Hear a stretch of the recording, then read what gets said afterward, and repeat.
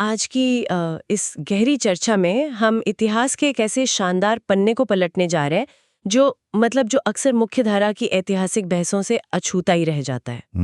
ये सच है। जो भी इतिहास में या कह लें कि पत्रकारिता के विकास में रुचि रखता है, उसके लिए आज का ये डीप डाइव किसी खजाने से कम नहीं है। बिल्कुल, और ये खजाना बहुत गहरा भी है। हाँ, तो आज हमारा मिशन बिल्कुल स्पष्ट है। हमें हरियाणा राज्य के ऐतिहासिक समाचार पत्रों और पत्रिकाओं के पूरे इतिहास को खंगालना है जी। और हम सिर्फ उनके नाम और साल की कोई नीरस सूची नहीं पढ़ने वाले हैं। इसके बजाय हम उन प्रकाशनों के वर्ष, वो स्थान जहां से वो छपे, उन दूरदर्शी संपादकों के नाम, उनकी भाषा और उस समय की सामाजिक परिस्थितियों को डिकोड करेंगे। सही कहा। ये एक ऐसा सफर है जो 19वीं सदी की शुरुआत के उस धीमे दौर से लेकर आधुनिक युग के तेज तर्रार दैनिक समाचार पत्रों तक जाता है। कि यह सिर्फ कुछ पुरानी स्याही और पीले पड़ चुके कागजों का इतिहास नहीं है। बिल्कुल। यह इस बात का जीता जागता सबूत है कि कैसे एक पूरे क्षेत्र में ज्ञान, सामाजिक चेतना और नए विचारों का प्रसार शुरू हुआ। बिल्कुल। कल्पना करना मुश्किल नहीं है कि 19वीं सदी के उस दौर में जब संचार के साधन न के बराबर थे, कोई पक्की सड़कें नहीं थीं। हाँ, और सूचनाओं का आदान प्रदान हफ्तों का समय लेता था। जी, तब एक स्थानीय अखबार का छपना और लोगों के हाथों तक पहुंचना अपने आप में किसी बड़ी क्रांति से कम नहीं था। हर एक समाचार पत्र उस समय के समाज का एक दर्पण है। तो चलिए इस जानकारी के खजाने को खोलते हैं और समझते हैं।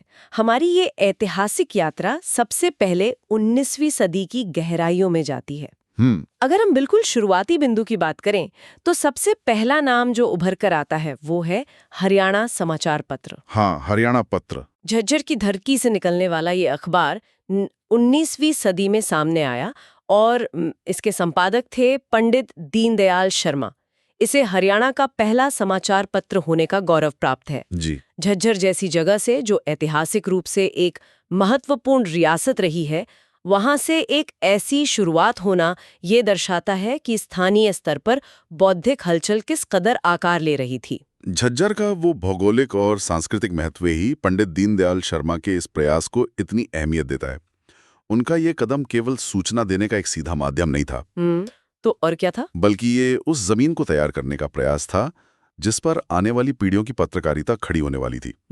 उन्होंने एक बीज बोया था। बिल्कुल। और जब हम इसके बाद के विकास को देखते हैं, खासकर भाषा के दृष्टिकोण से, तो ये यात्रा और भी विशिष्ट हो जाती है। भाषा का ये पहलू 1885 के उस ऐतिहासिक वर्ष के साथ एक बहुत ही दिलचस्प मोड़ लेकर आता है। हाँ, 1885। 1885 यही वो साल था जब जैन प्रकाश नाम का समाचार पत्र अस्तित्व में आया।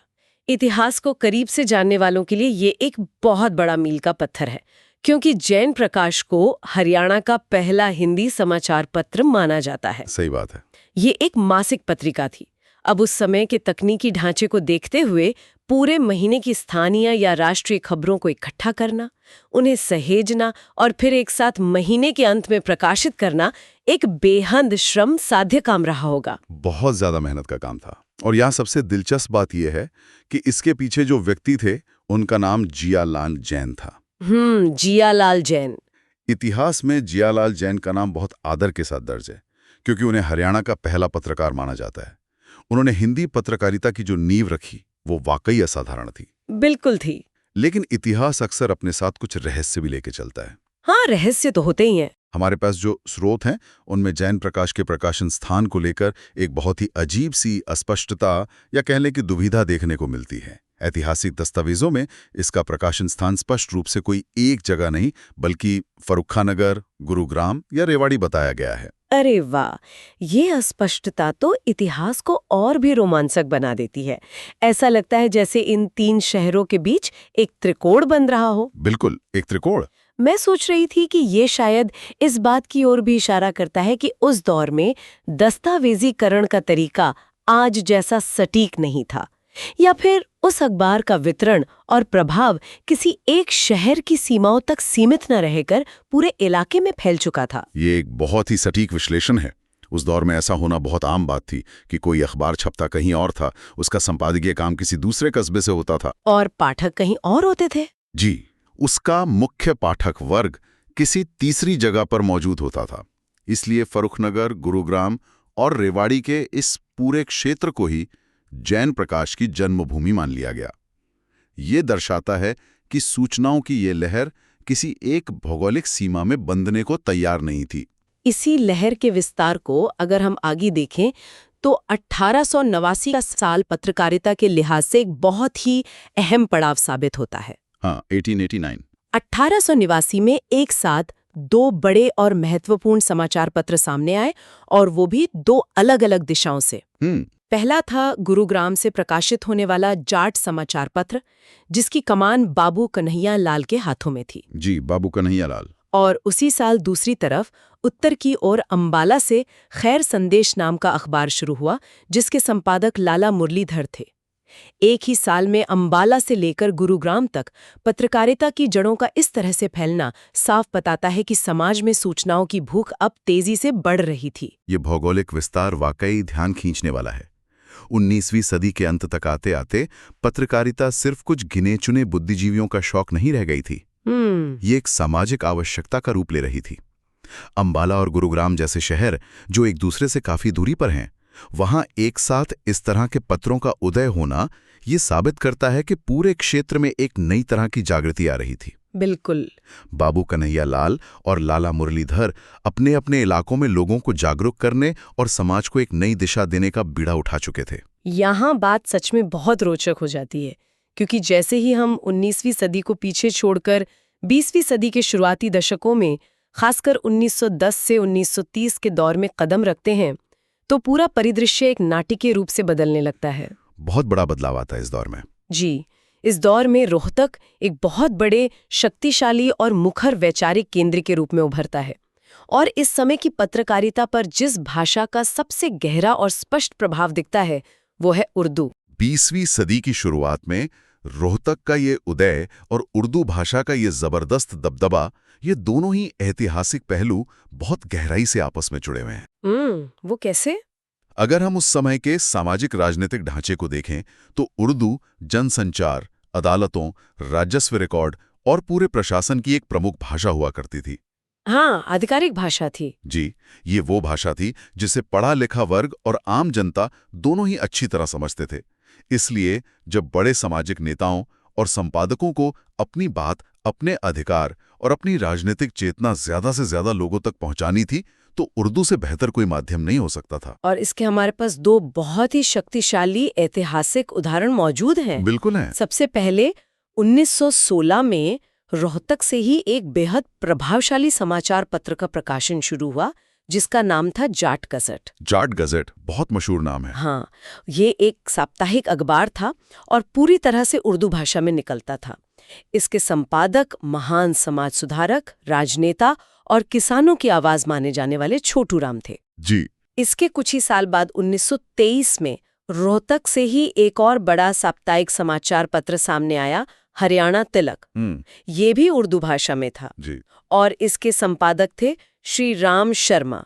छोटू राम और श्री राम शर्मा जैसे दिग्गजों का रोहतक से एक ही दशक के आसपास उर्दू में साप्ताहिक अखबार निकालना कोई संयोग नहीं था। ये रोहतक की राजनीतिक अहमियत का सीधा प्रमाण है।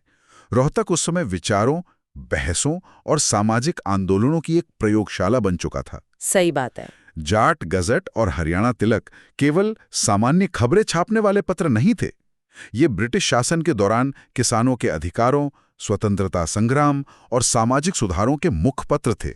इसी बौद्धिक और राजनीतिक माहौल में एक और कड़ी तब जुड़ती है जब 1930 में रोहतक से ही पंडित नेकीराम शर्मा संदेश पत्रिका का प्रकाशन शुरू करते हैं। हाँ, पंडित नेकीराम शर्मा। उनका ये योगदान इस बात पर पक्की मोहर लगा देता है कि 1930s के दशक तक आते आते रोहतक पूरी तरह से इस क्षेत्र की पत्रकारिता की अघोषित राजधानी बन चुका था।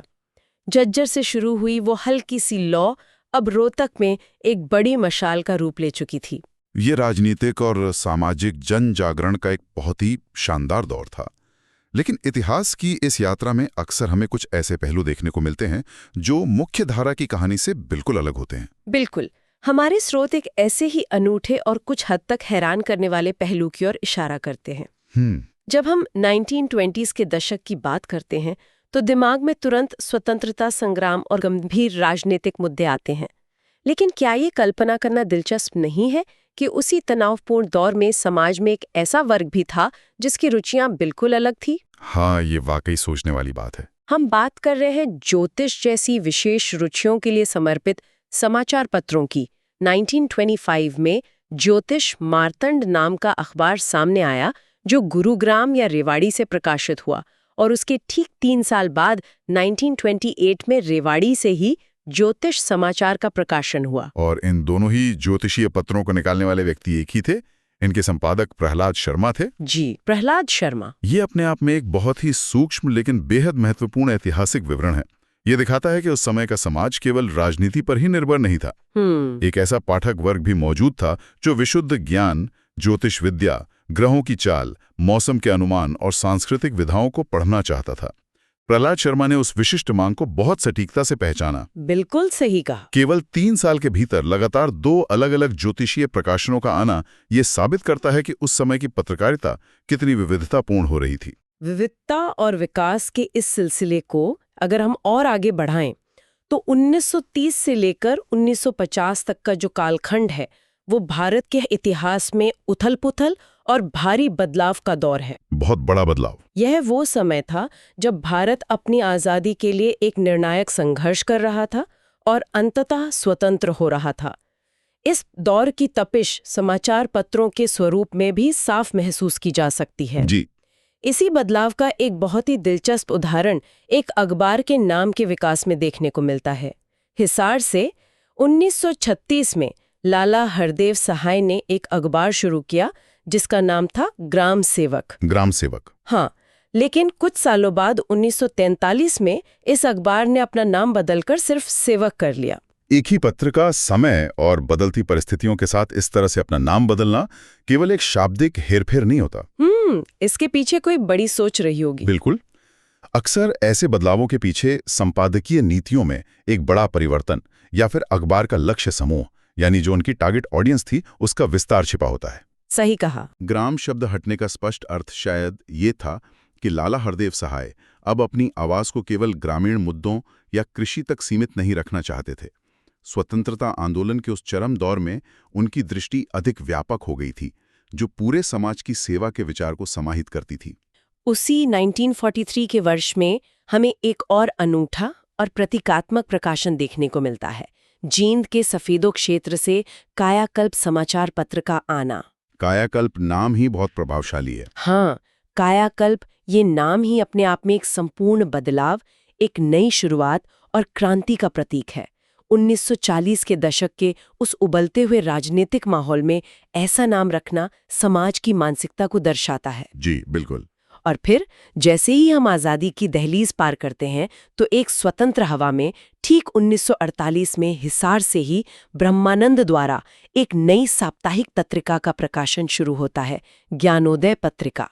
एक नए आज़ाद मुल्क में ज्ञान के उदय का इससे खूबसूरत और प्रतीकात्मक नाम क्या हो सकता है? यह एक जरूरी सवाल खड़ा करता है, क्योंकि जैसे ही हम 1950 के दशक के इस नए स्वतंत्र भारत के दौर में प्रवेश करते हैं, इतिहास के रिकॉर्ड्स हमें कुछ बहुत ही दिलचस्प विरोधाभासों या पहेलियों के सामने लाकर खड़ा कर देते हैं। अरे हाँ, वो विरोधाभास। जी, ऐतिहासिक दावों को लेकर जो बातें सामने आती हैं, वे इतिहास का गहन अध्ययन करने वालों के लिए किसी रोमांचक रहस्य से कम नहीं है। कि विरोधाभास वाला हिस्सा सच में इस पूरी रिसर्च का सबसे रहस्यमयी और मजेदार भाग है। चलिए इस पहेली को समझते हैं। बिल्कुल, बताइए। हमारे स्रोतों में स्पष्ट रूप से दर्ज है कि 1950 में हिसार से एक समाचार पत्र प्रकाशित हुआ जिसका नाम था रंगीला मुसाफिर। रंगीला मुसाफिर। जी, इसके संपादक प्यारेलाल थे। लेकिन हैरान करने वाली बात यह है कि इस पत्र को हरियाणा का पहला मासिक समाचार पत्र कहा गया है। इसी तरह इसके कुछ साल बाद 1958 में भिवानी से हरियाणा केसरी प्रकाशित हुआ जिसके संपादक बनारसी दास गुप्ता थे। हाँ। और इसे इतिहास में हरियाणा का पहला साप्ताहिक समाचार पत्र के रूप में दर्ज किया गया है। हाँ, ये एक बड़ा दावा है। अब यहाँ एक बहुत बड़ा विरोधाभास पैदा होता है। अभी कुछ देर पहले ही तो हमने इस बात पर चर्चा की थी कि 1885 का जैन प्रकाश एक मासिक पत्र था। बिल्कुल था। और 1916 का जाट गजट तथा 1923 का हरियाणा तिलक भी साप्ताहिक थे। तो फिर दशकों बाद आए 1950 और 1958 के इन पत्रों को प्रथम मासिक या साप्ताहिक होने का दर्जा क्यों दिया जाता है? यही तो इतिहास के दस्तावेजीकरण की वो खूबसूरती और उलझन है जो हमें सतह से गहराई में जाने पर मजबूर करती है। ऐसा क्यों होता है? जब हम इतिहास के पन्नों में इन प्रथम होने के दावों को देखते हैं तो हमें हमेशा उन पैमानों और संदर्भों को समझना होता है जिनके आधार पर ये दावे किए गए हैं। अच्छा। इन विरोधाभासों के पीछे अक्सर लाल फीताशाही, सरकारी नियम या बदलती राजनीतिक सीमाएं होती हैं। उदाहरण के लिए बहुत संभव है कि रंगीला मुसाफिर और हरियाणा केसरी को स्वतंत्र भारत के नए प्रेस कानूनों या रजिस्ट्रेशन एक्ट के तहत पंजीकृत होने वाला पहला पत्र माना गया हो। मतलब आजादी के बाद के नियमों के हिसाब से। जी, या फिर जब हरियाणा के एक अलग राज्य बनने की पृष्ठभूमि धीरे धीरे आकार ले रही थी, उस नए राजनीतिक परिवेश में इन्हें पहला माना गया हो। ये भी मुमकिन है। ये भी हो सकता है कि 1880 या 1910 के दशक के पुराने अखबारों के रिकॉर्ड्स नए प्रशासनिक ढांचों में उस तरह से दर्ज न हो पाए हों। ये विरोधाभास हमें सिखाता है कि ऐतिहासिक रिकॉर्ड्स में दर्ज हर प्रथम के पीछे अक्सर सरकारी नियमों या श्रेणियों का एक बहुत ही जटिल संदर्भ छुपा होता है। ये नजरिया इस पूरी पहेली को बहुत ही तार्किक तरीके से सुलझा देता है। ये समझना वाकई दिलचस्प है कि कैसे ब्यूरोक्रेसी और रजिस्ट्रेशन के नियम इतिहास की किताबों में विरोधाभास पैदा कर सकते हैं। बिल्कुल। अब इन दिलचस्प पहेलियों से आगे बढ़ते हुए हम अपनी इस ऐतिहासिक यात्रा के मॉडर्न युग यानी 1960 से 1990 के दशकों में प्रवेश कर रहे हैं। जी, एक नया दौर। 1966 का वर्ष तो वैसे भी एक बहुत बड़ा ऐतिहासिक मोड़ है, क्योंकि इसी वर्ष 1 नवंबर को हरियाणा एक अलग राज्य के रूप में अस्तित्व में आया। हाँ, ये एक ऐतिहासिक दिन था। और हमारे स्रोत बताते हैं कि ठीक इसी दौर में 1966 से 67 के दौरान HR शोध पत्रिका का प्रकाशन हुआ, जिसे विशेष रूप से नए बने राज्य की प्रथम पत्रिका यानी प्रथम मैगजीन के रूप में आधिकारिक तौर पर दर्ज किया गया। HR शोध पत्रिका। जी, इसी विकसित होते दौर के आसपास स्रोतों में एक और महत्वपूर्ण नाम दर्ज है, भारत प्रताप समाचार पत्र, जिसके संपादक बिशंभर दयाल शर्मा थे। हालांकि इसका कोई विशिष्ट वर्ष उल्लेखित नहीं है, लेकिन एक राज्य के रूप में हरियाणा के शुरुआती बौद्धिक परिदृश्य में इसकी उपस्थिति का अपना एक अलग महत्व है। अगर हम इसे बड़े पैमाने पर देखें तो 19वीं सदी के हरियाणा समाचार पत्र से शुरू हुई ये पूरी यात्रा एक बहुत बड़े लक्ष्य की ओर बढ़ रही थी। वो लक्ष्य क्या था? उस यात्रा में जैन प्रकाश के जरिए हिंदी का प्रसार था, रोहतक के जाट गजेट और हरियाणा तिलक के जरिए उर्दू जनसंचार की गूंज थी, स्वतंत्रता संग्राम की तपिश थी और ज्ञानोदय की निरंतरता थी। बिल्कुल सही। राज्य गठन के बाद समाज तेजी से बदल रहा था, शिक्षा का स्तर बढ़ रहा था, अर्थव्यवस्था बदल रही थी और अब समय आ गया था कि इस क्षेत्र की आवाज सिर्फ साप्ताहिक या मासिक पन्नों तक या सिर्फ एक सीमित पाठक वर्ग तक सीमित न रहे। हाँ, जरूरतें बदल रही थीं। समाज अब रोजाना की खबरें चाहता था, और वो भी एक ऐसे स्तर पर जो राष्ट्रीय पटल पर अपनी जगह बना सके। और पत्रकारिता की उस लंबी यात्रा ने वो ऐतिहासिक और सबसे बड़ी छलांग लगाई 5 सितंबर 1996 के दिन। 5 सितंबर 1996 बहुत महत्वपूर्ण दिन है। ये वो दिन था जब रोहतक की धरती से दैनिक हरिभूमि का प्रकाशन शुरू हुआ। कैप्टन अभिमन्यु इसके संपादक थे। दैनिक हरिभूमि का प्रकाशन कोई आम घटना नहीं थी। ये एक ही झटके में कई सारे ऐतिहासिक रिकॉर्ड कायम कर रहा था। जी, ये न केवल हरियाणा का पहला राष्ट्रीय समाचार पत्र बना, बल्कि इसे हरियाणा का प्रथम हिंदी दैनिक समाचार पत्र होने का गौरव भी प्राप्त हुआ। ये बहुत बड़ी उपलब्धि थी। बिल्कुल, जरा सोचिए, 1885 में जियालाल जैन ने जिस हिंदी पत्रकारिता की शुरुआत एक छोटी सी मासिक पत्रिका के रूप में की थी, उसी हिंदी पत्रकारिता ने 111 साल बाद 1996 में दैनिक हरिभूमि के रूप में एक विशाल राष्ट्रीय दैनिक का मुकाम हासिल कर लिया। ये सचमुच एक बहुत ही प्रभावशाली और असाधारण सफर है। 1996 तक आते आते समाज पूरी तरह से आधुनिकता के रंग में रंग चुका था। एक दैनिक राष्ट्रीय समाचार पत्र निकालने का मतलब है एक बहुत बड़ा लॉजिस्टिक नेटवर्क, तेज रिपोर्टिंग, रात भर चलने वाली प्रिंटिंग प्रेस और सुबह सुबह हर घर तक अखबार पहुंचाने की व्यवस्था। बिल्कुल, ये कोई छोटा काम नहीं था। दैनिक हरिभूमि का ये प्रकाशन ये साबित करता है कि समाज अब सूचनाओं का कितनी तेजी से उपभोग कर रहा था। मासिक से साप्ताहिक और फिर साप्ताहिक से दैनिक तक का ये सफर केवल छपाई की मशीनों का विकास नहीं है। तो ये किसका विकास है? ये उस समाज का विकास है जो अब दुनिया की रफ्तार के साथ कदम से कदम मिलाकर चलना चाहता था। रोहतक से शुरू हुए इस राष्ट्रीय दैनिक ने एक पूरे राज्य की पहचान को देश के कोने कोने तक पहुंचाने का काम किया। तो इस सब का क्या मतलब है? अगर हम आज खंगाले गए इस पूरे ऐतिहासिक खजाने को एक फ्रेम में रखकर देखें तो हमने बहुत लंबी दूरी तय की है। जी, बहुत लंबी दूरी। हमने 1885 के एक मासिक पत्र जैन प्रकाश से शुरुआत की, जिसका वितरण इतना व्यापक था कि उसका उद्गम स्थल ही एक पहेली बन गया। हमने देखा कि कैसे 1889 में कन्हैया लाल और मुरलीधर ने गुरुग्राम और अंबाला जैसे अलग अलग छोरों से पत्रकारिता के अलग जगाए। बिल्कुल। हमने रोहतक को छोटू राम और श्रीराम शर्मा के दौर में उर्दू पत्रकारिता का एक बेहद शक्तिशाली राजनीतिक केंद्र बनते देखा। हमने देखा कि कैसे प्रहलाद शर्मा ने ज्योतिष जैसी विधाओं के लिए एक अलग पाठक वर्ग तैयार किया। हमने ग्राम सेवक से सेवक तक के सफर में नामों को बदलते देखा, स्वतंत्रता के बाद के ब्यूरोक्रेटिक विरोधाभासों को सुलझाया और अंततः 1996 में दैनिक हरिभूमि के जरिए एक पूर्ण राष्ट्रीय और दैनिक पहचान बनते देखी। झज्जर, रोहतक, हिसार, गुरुग्राम, अंबाला, रेवाड़ी, भिवानी, जींद, इन सभी शहरों ने अपने अपने अनूठे तरीके से इस ज्ञान की मशाल को जलाए रखा। इस पूरी गहरी चर्चा का सबसे बड़ा निष्कर्ष यही है कि आज जो एक बेहद आधुनिक, मुखर और जागरूक समाज दिखाई देता है, उसकी नींव रातों रात नहीं पड़ी थी। बिल्कुल नहीं। वो नींव पंडित दीनदयाल शर्मा, जियालाल जैन, छोटू राम, लाला हरदेव सहाय, प्यारेलाल और प्रहलाद शर्मा जैसे उन पुराने और अक्सर भुला दिए गए संपादकों ने रखी थी। जी। उन्होंने उस दौर में बेहद सीमित संसाधनों, मुश्किल राजनीतिक परिस्थितियों और ढुलमुल संचार व्यवस्था के बीच विचारों की जो लौ जलाई, उसी से आज के बौद्धिक और सांस्कृतिक ढांचे का निर्माण हुआ है। वे सिर्फ अखबारों के संपादक नहीं थे, वे असल में अपने समय के समाज सुधारक और निर्माता थे। यह एक बहुत ही सुंदर और सटीक निष्कर्ष है।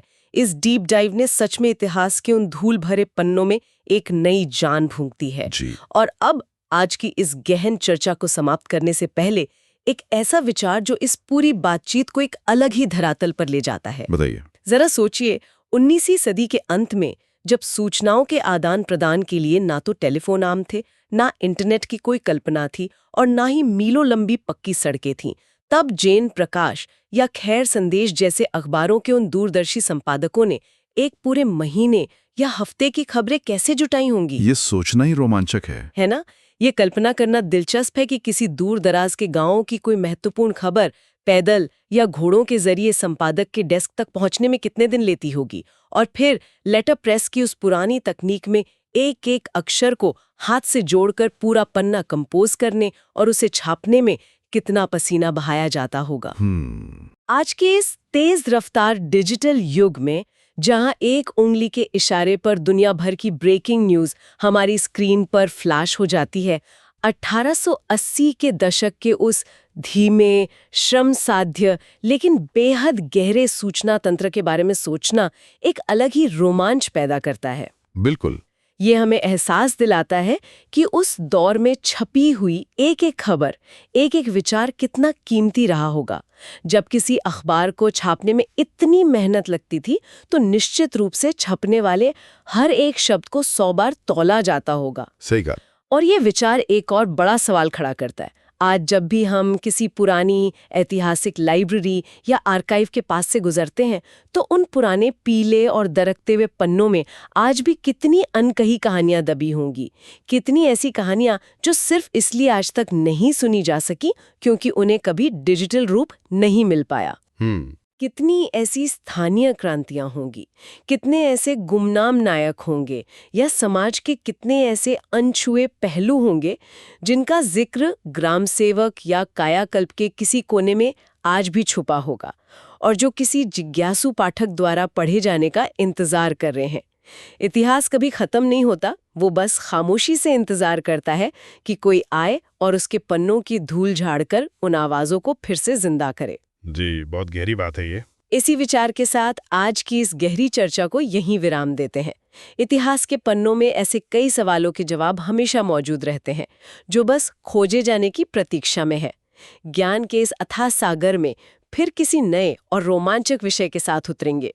तब तक के लिए इतिहास की इस अद्भुत यात्रा को अपने विचारों में जिंदा रखें।